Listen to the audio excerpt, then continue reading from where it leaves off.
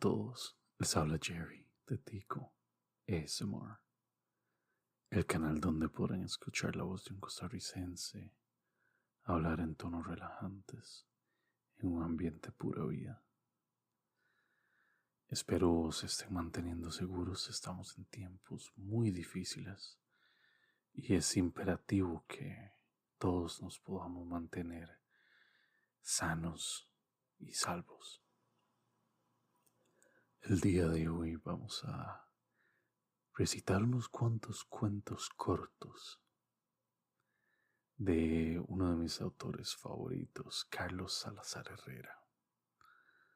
Carlos Salazar Herrera fue uno de los más grandes exponentes literarios de Costa Rica en el siglo XX y produjo cientos de cuentos cortos para nuestro deleite. El día de hoy iniciaremos con el cuento llamado La Bocaraca. Para aquellos que no saben, una bocaraca es un tipo de serpiente generalmente asociada con las boas y las serpientes grandes, no venenosas, que a propósito se encuentran en Costa Rica en las regiones montañosas y selváticas que deberían visitar, como digo, todos los episodios. Empezamos con La Bocaraca. Aconteció en las inmensas soledades de Toro Amarillo. Allá una casa rompe la unidad de la selva, y fue Genaro Salas quien primero arrancó los árboles para sembrar su áspera vivienda. Era un galerón de palos cubiertos de corteza que se asomaba a la orilla de un camino abandonado. En el invierno, una ciénaga; en el verano, un polvazal. La chusca veíase aún más humilde bajo la arquitectura de una ceiba, casi tan alta como una plegaria. Genaro era un hombre tribulado, porque pensaba que la tierra lo malquería, la juzgó en su contra, y quizá por eso la región a veces lo atormentaba y a veces también se reía de él. Acabó por sentir miedo a la soledad, de las tinieblas y del silencio, y vivió con un temor incesante, no sabía de qué. De noche tardaba el sueño en llegar a sus ojos, y era entonces cuando la respiración de su mujer y de su hijito, o el chisporroteo de algún tizón que quedara vivo en la cocina, se servían de consuelo o gozo. En las noches sin luna, una llamita en la linterna tenía el poder de un faro. Cierta tarde regresaba Genaro Salas de su trabajo de montaña, tirado de una carretilla cargada de surtubas y palmitos. Al acercarse a su rancho, halló en el portón a su pequeño hijito, que lloraba con claros deseos de contar algo que no sabía decir. Movido por el terror, Genaro no se ocupó más del niño. Echó a correr y se metió en la casa, pero en la casa no estaba su mujer. La llamó varias veces, muy angustiado, y se tomó por la puerta trasera. Dirigió su vista en todas las direcciones como una burbuja agitada. Al fin se clavó en el norte, hacia abajo, junto a un riachuelo que transcurría a una piedrada de lejos. Corrió otra vez. Allí estaba su mujer, tendida en el suelo, lívida, inconsciente. Dos de los nudillos de su mano izquierda sangraban. Cerca de ella había una serpiente de unos 2 palmos de longitud, con la cabeza aplastada y todavía en convulsiones. Era una bocaracá. Genaro no ignoraba que en aquellos casos unos minutos malgastados eran de muerte. No debía perder tiempo en aplicar inútiles remedios caseros, ni en consolar al niño que lloraba, con los ojitos como dos preguntas. Iría a buscar suero contra la mordedura de serpientes, y para hallarlo necesitaba consumir 20 kilómetros de mal camino. Arrastró a su mujer hasta la casa y allí la dejó tirada sobre un camastro. Buscó su caballo, hizo riendas de un cordel, arrebató un látigo a un árbol, montó el pelo en la bestia, azotándola en ambas ancas, la echó a correr, desenfrenada sobre la grosería del camino. Echemos atrás y conozcamos lo que había ocurrido. Tana, la mujer de Genaro Salas, hallábase aquella tarde en sus quehaceres cuando vio llegar a su niño dando voces de contento. Había encontrado un objeto raro y de bellos colores. Era una serpiente bocaracá. La llevaba cogida por el cuello. La madre tuvo el valor de ahogar un grito y salir moderadamente al encuentro de su hijito, a pedirle que le diera para mirar aquel extraño bejuco. Pero el niño tenía ganas de jugar y echó a correr vereda abajo, llevando la víbora aprisionada en su traviesa mano. Ella lo siguió como jugando, mientras oraba con mudos gritos interiores para que su niño no fuera a tropezar y caer, o para que no acercara su manita libre a la cabeza de la serpiente. Logró alcanzarlo cuando se detuvo a la orilla del riachuelo. La madre llegó donde su niño, cantando la canción que había olvidado. Llegó por la espalda de la criatura. La canción se estaba transformando en súplica. Pudo sujetarlo por las muñecas. La súplica empezó a volverse llanto. El niño reía. El llanto de la mujer se convirtió también en risa. Tana extendió los pequeños brazos en cruz, como si fuera una penitencia. Luego fue deslizando su mano derecha por el brazo de la criatura, hasta llegar a oprimir la manita para que no soltara la víbora. Se puso de rodillas. Luego se sentó en el suelo. Prensó entre sus piernas el brazo izquierdo del niño. Con su mano libre empezó a desdoblar los inocentes dedos, tratando de sustituirlos poco a poco con los de su mano izquierda que temblaba de miedo. El horror le daba a la mujer una risa espantosa, en tanto el niño reía de buena gana por aquel divertido juego con su madre. La víbora, arrollada en sus brazos, con su cuerpo verde, negro y oropel, era como una doble ajorca. Dame ese bejuco, dame esa culebra, dame esa bocaracá. No seas ingrato, hijito mío, dame ese demonio. Por fin la cabeza de la serpiente había pasado, sin vaciar sus colmillos a la mano triunfante de la madre. El niño empezó a llorar. La mujer cogió una piedra y con ella aplastó la cabeza de la víbora. Al golpearse hizo dos pequeñas heridas en los nudillos de su mano izquierda. Después se desbordó el terror ferozmente dominado y se desmayó ahí mismo, con el espíritu desprendido.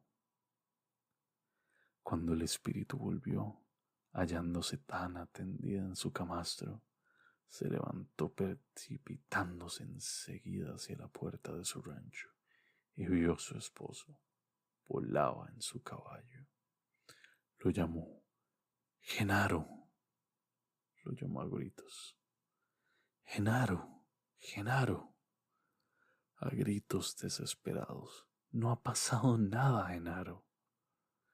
Pero ya el hombre había desaparecido detrás de un atormentado nubarrón de polvo. Una bonita historia. En lo personal es de mis favoritas. Me la contaba mi papá cuando yo era un niño. Pues sí, el amor que tenemos por los demás a veces nos puede nublar el juicio cuando de protegerlos se trata. Diría yo que deberíamos continuar con la historia llamada El Calabazo. Y dice, un día cualquiera, Tito Sandí abandonó su hogar. Dejó un papel, me voy, no me busquen, los quiere Tito. Hubo muchas conjeturas entre los vecinos. Qué extraño, un hombre tan bueno, tan trabajador, tan cariñoso con su familia. ¿Otra mujer? Imposible. Tito Sandí adora a su esposa y a su parejita de hijos. ¿Qué pudo haber pasado? Zoila, la esposa de Tito, quedó abatida. No obstante, se hizo cargo, con ingenio y diligencia, de la administración de unas cuantas manzanas de tierra que dejó su marido, las cuales producían lo suficiente para vivir. Hecha de adobes, troncos y tejas, en el regazo de una colina estaba la casa, cuya fachada daba al poniente. En los atardeceres de marzo, el sol veíase del tamaño de una rueda de carreta pintada con minio y llenaba la casa de armonías cromáticas, colores planos, audaces y cálidos, como los cuadros del pobre Gauguin. Y el tiempo pasó, y pasó a grandes zancadas, dejando huellas permanentes en las cosas y en los sentimientos. Y desde que Tito se fue, 5 veces el verano derramó colores sobre la casa, sin que tuviese noticias del ausente, hasta que, cierta calurosa tarde, llamó a la casa de Zoila un hombre desconocido. Era un hombre tranquilo, algo viejo y enigmático. Parecía un santo de madera, con todos los surgos de la gubia, una figura de caoba que hablaba despacio, muy despacio, en voz baja y con frases cortas, separadas por silencios angustiosos. Buenas tardes. ¿Es usted la señora Zoila de Sandí? ¿Para servirle? Gracias igualmente. Yo me llamo Juan José Zárate, amigo de su esposo Tito Sandí. ¿De veras? ¿Sabe usted dónde está él? Sí, señora. Pase adelante y se sienta. Tenga la bondad. Gracias. ¿Qué calor está haciendo? Mucho, sí, señor. Todos tenemos penas en esta vida, ¿verdad? Sí, mas hay que tener paciencia. Así debe ser. Pero mientras haya salud, eso es lo principal. ¿Qué tal están sus chiquitos? Muy bien, adiós, gracias. Se llaman Tito y Zoila, como ustedes, ¿verdad? Me lo dijo su esposo. Uf, qué calor. ¿Quiere un vaso de agua? No, señora, muchas gracias. Pero, ¿dónde está él? ¿Quién? Tito Sandí, mi marido. Ah, sí, muy lejos, por donde llaman Curridabat. Se quedó allí, allí quedó. Y dígame, por el amor de Dios, ¿por qué no viene? ¿Por qué no me escribe? ¿Por qué nos abandonó? ¿Qué hace? ¿Qué tal se encuentra? Cuénteme algo de él pronto, por favor. ¿No sabe que hace 5 años me estoy muriendo por saber algo de Tito? El ambiente estaba como saturado de sensiblerías. Juan José Zárate, con los labios apretados, levantó despaciosamente la cabeza y se puso a recorrer con sus miradas las vigas del techo. Tornó a bajar la vista y, sin mirar a Zoila, y con su voz más lenta aún, casi en secreto, con frases cortas y siempre separadas por silencios angustiosos. Hace 3 días se murió Tito Sandí. Murió, murió leproso. Poco antes de morir me contó que cuando supo que estaba así, abandonó la familia para no pegarle a la enfermedad. Dicen que se pega, pero no es cierto. Tito, que dijo que él cree que se hizo bien, que no le contó nada a usted porque usted no lo hubiera dejado irse, que a la par de él siempre hubieran vivido ustedes con miedo. Me dio las señas de esta casa y me pidió que viniera a contárselo todo. Ah, y que no les manda nada, porque no tiene nada que mandarles. Después me dijo una cosa muy rara y muy bonita, que si pudiera mandarles algo, sería un calabazo llenito de lágrimas.